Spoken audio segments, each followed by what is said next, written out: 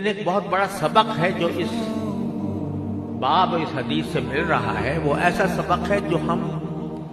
ہمیں اس کا ہر وقت تکرار کرتے رہنا چاہیے۔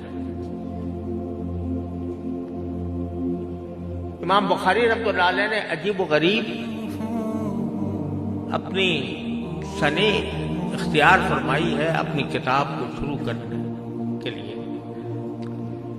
حدیث کی کتاب مرتب فرما رہے ہیں، اور سارے محدثین کوئی اس کو کتاب الایمان سے شروع کرتا ہے، کوئی کتاب الطہارہ سے شروع کرتا ہے، کوئی کتاب الاحکام بالکتاب والسنہ سے شروع کرتا ہے۔ امام بخاری رحمۃ اللہ علیہ نے اس کو شروع کیا باب ما جاء باب کیف کان بدء الوحی الی رسول اللہ صلی اللہ علیہ وسلم۔ وہ اس لیے کہ چاہے وہ ایمان ہو، چاہے وہ طہارت ہو، چاہے وہ نماز ہو، چاہے وہ اعتصام ہو، کچھ بھی ہو، سب کا جو مصدر مبدأ منتہا ہے وہ وحی ہے جو نبی کریم صلی اللہ علیہ وسلم